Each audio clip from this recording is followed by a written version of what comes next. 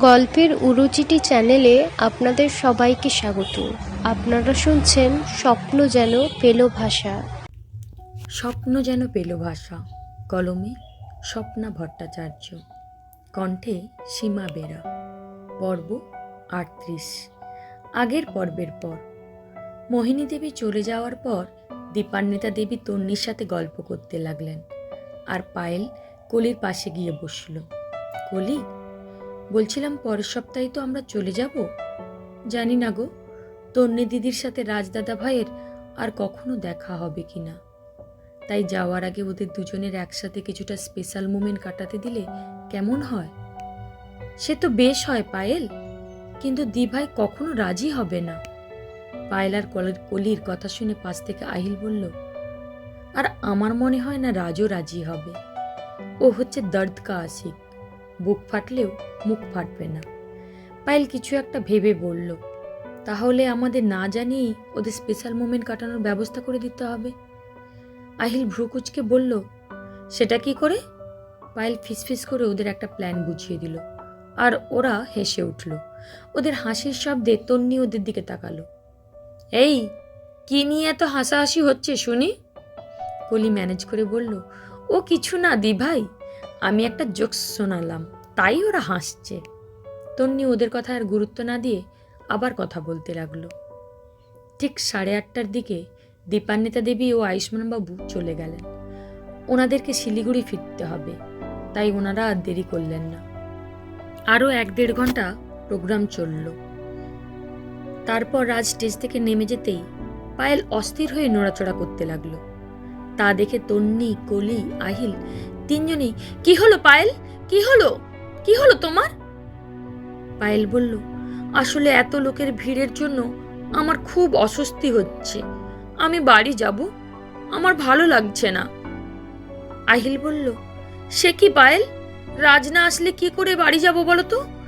রাজের ছদ্মবেশের জিনিস, তাছাড়া আরো প্রয়োজনীয় জিনিসপত্র আমার কাছে এই ব্যাগে রয়েছে। কলি বলল, তাহলে আপনি থাকুন, আমরা 3জন না হলে চলে যাই। আহিল বলল, না না, আমি বা রাজ কেউ না থাকলে পায়েলকে ছাড়া যাবে না। কলি বলল, দি ভাই, তুই তাহলে রাজবাবুর ব্যাগটা নিয়ে থেকে যা প্লিজ, আমরা চলে যাচ্ছি, তুই রাজবাবুর সাথে চলে যাবি। তন্নি আটকে উঠে বলল, কি বলছিস কি কলি, আমি রাজবাবুর সাথে ফিরলে বাড়ির সবাই কি ভাববে? কলি বলল, আরে জামাইবাবু তো নেই, মেসমশাইকে আমি অন্য কিছু বুঝিয়ে দেব, তুই চিন্তা করিস না। আর কোনো উপায়ও তো নেই বল, তুই প্লিজ রাজি হয়ে যা। পায়েল করুণ স্বরে বলল, প্লিজ দিদি ভাই, আমার জন্য রাজি হয়ে যাও। তন্নি আর কোনো উপায় না পেয়ে বলল, ঠিক আছে, কিন্তু রাজবাবুকে আমি কোথায় খুঁজবো? মানে ওনাকে তো জানাতে হবে ব্যাপারটা, ওনার ফোনও তো আহিল বাবুর কাছে। আহিল বলল, ওই যে ওইদিকে গ্রিন রুম আছে, ওখানেই রাজ থাকবে এখন।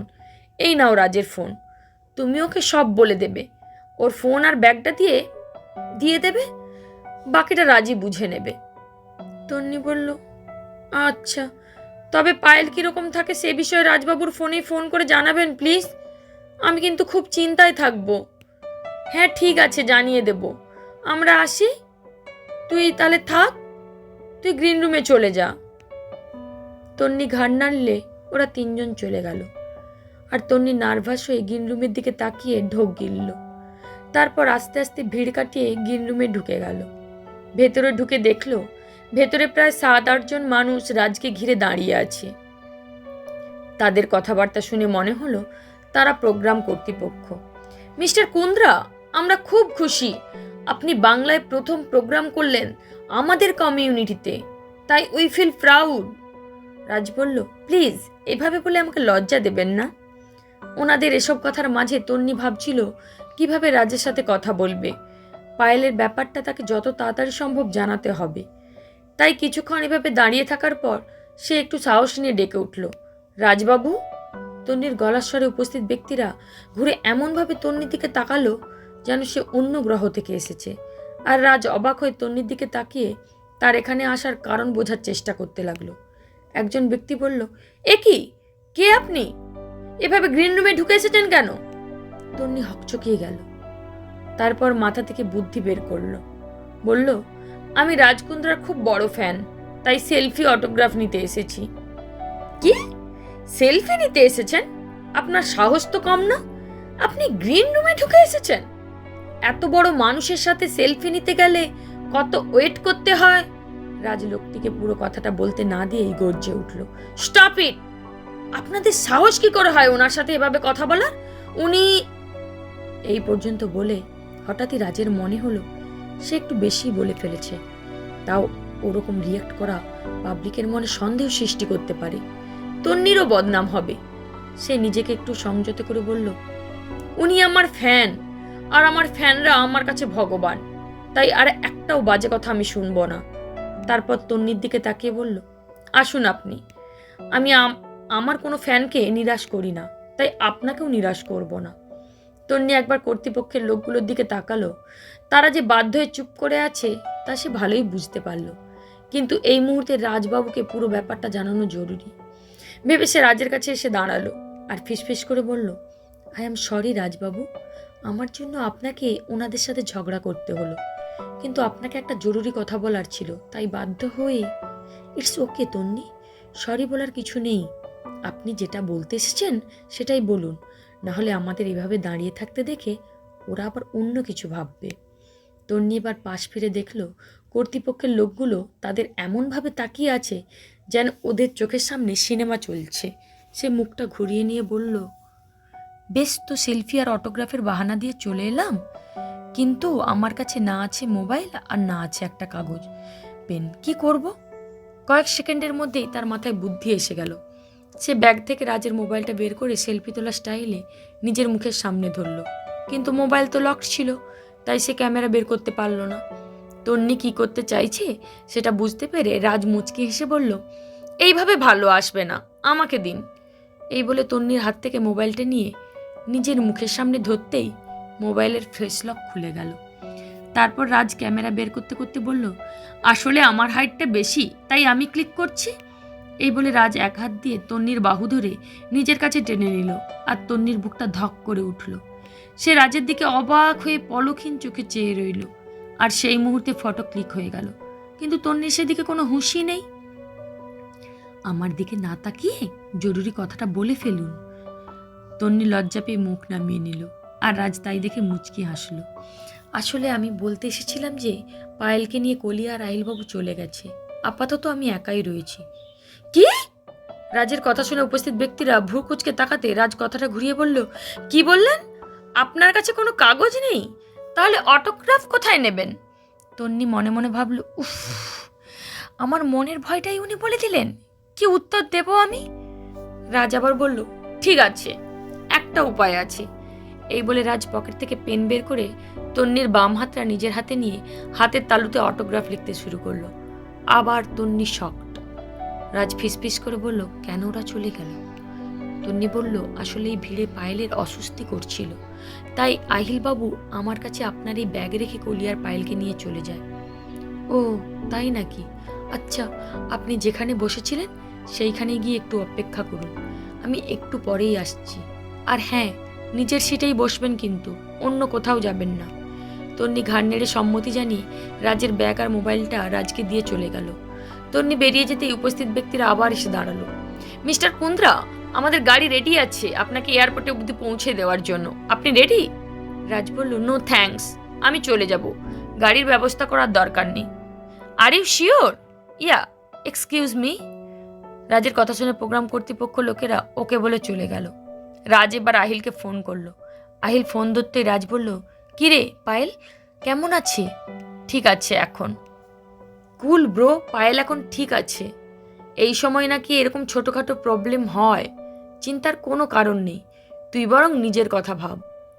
আমার কথা ভাববো মানে আমি কিন্তু তন্নির বদলে কলিকেও রেখে আসতে পারতাম, কিন্তু আমি চাই তোরা কিছুক্ষণ একলা সময় কাটা, তাই বাড়ি ফেরার জন্য একদম তাড়াহুড়ো করিস না, কলি এখানে সব ম্যানেজ করে নিয়েছে, সো এনজয়।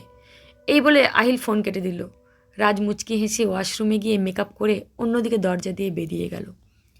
তন্নি সিটে বসে নিজের হাতের দিকে তাকিয়ে কিছুক্ষণ আগের মুহূর্তগুলো মনে করতে লাগলো। পাশ থেকে কারোর গলা খাকড়ানোর আওয়াজ পেতে তার ধ্যান ভঙ্গ হলো। সে পাশ ফিরে দেখে রাজ ড্রেস চেঞ্জ করে নকল গোপ দাঁড়িয়ে লাগিয়ে পাশে বসে আছে। রাজ তন্নির পাশে এসে বলল, আই অ্যাম সরি। সরি কেন? একটু আগে আপনাকে ওভাবে।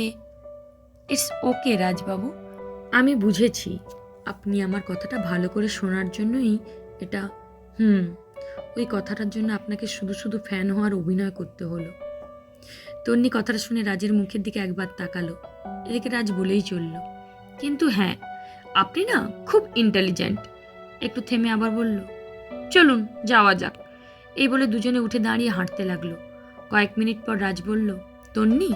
তন্নি রাজের দিকে তাকাতে রাজ বলল, আমি বন্ধুত্বের খাতিরে যদি আপনাকে কিছু চাই আপনি দেবেন? তন্নি অবাক হয়ে বলল, কি? রাজ হালকা হেসে বলল, চিন্তা নেই, আপনার সামর্থ্যের বাইরে কিছু চাইব না। তন্নি রাজের দিকে চেয়েই রইল। রাজ আবার বলল, আপনি কি আপনার আগামী 1 ঘন্টা আমাকে দেবেন? তন্নি এবার হাঁটা থামিয়ে বলল, মানে? রাজ বলল, মানে আমি মুম্বাই যাওয়ার আগে আমার বন্ধুর সাথে কিছুটা সময় কাটাতে চাই। আপনি কি আমার ইচ্ছা পূরণ করবেন প্লিজ?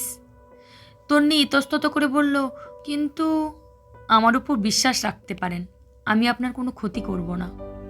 রাজের কথা শুনে তন্নি বলল, আপনার উপর সম্পূর্ণ বিশ্বাস আছে রাজবাবু, কিন্তু পায়েল। রাজ বলল, আমার কথা হয়ে গেছে আহিলের সাথে, পায়েল ঠিক আছে এখন। তন্নি বলল, তাহলে ঠিক আছে, আমি রাজি আপনার প্রস্তাবে। একগাল হেসে রাজ বলল, থ্যাংক ইউ।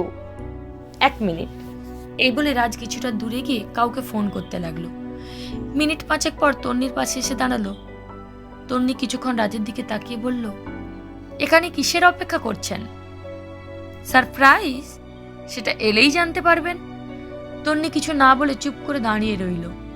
বেশ কিছুক্ষণ পরে কিছু একটা শব্দ পেয়ে তন্নি পাশ ফিরে যা দেখলো, তাতে এক্সাইটমেন্টে চোখ বড় বড় করে তাকিয়ে তার মুখটা হাত দিয়ে চেপে ধরল।